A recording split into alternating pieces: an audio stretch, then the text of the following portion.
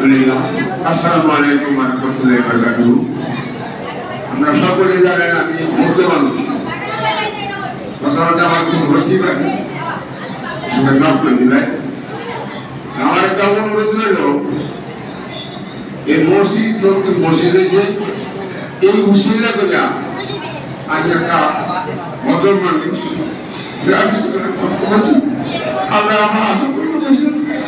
আপনার সকল জানা আসছে সকলের কাছে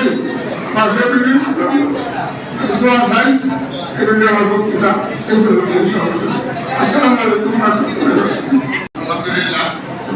আসসালামু আলাইকুম ওয়া রাহমাতুল্লাহি ওয়া বারাকাতুহু।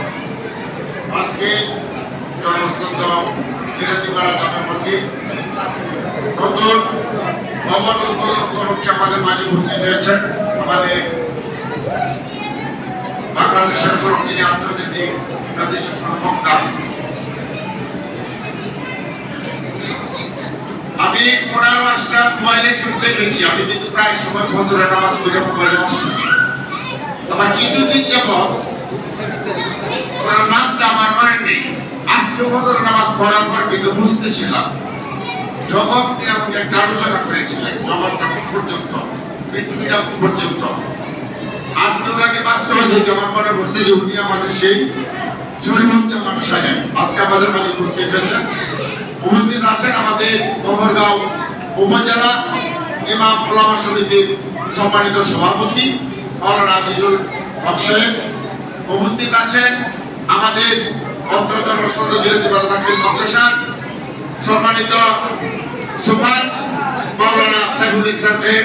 উপস্থিত আছেন আমাদের এই অত্র মাদ্রাসার সহ সুপার মাওলানা জাহাঙ্গীর আলম সাহেব। উপস্থিত আছেন অত্র মাদ্রাসা আমাদের আমারই সহপাঠী আমার সাথে যিনি চাকরি করেন আমাদের জিল্লুর মালিক পিএসসি। উপস্থিত আছেন অত্র মাদ্রাসার কর্মরত আমাদের মনিরুজ্জামান রুবেল। উপস্থিত অত্র মাদ্রাসা অত্র মসজিদের সভাপতি। উপস্থিত অত্র মসজিদের সদস্যবৃন্দ। উপস্থিত অত্র এলাকার মুসল্লিবৃন্দ। আমি আপনাদেরকে দুই চারটি কথা বলতে চাই।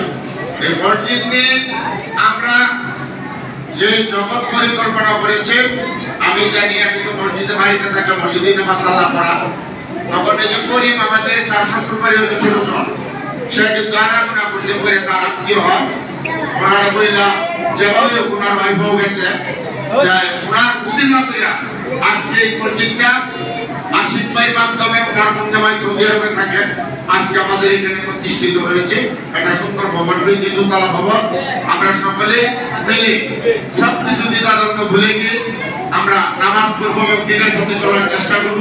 যিনি আমাদের শরীফুজ্জামান সাহেব প্রথমে এসে বলেছেন এই চলার আমাদের কিভাবে চলতে হবে, কিভাবে আমাদেরকে ইসলামে ঢুকতে হবে উনি কিন্তু বলেছেন।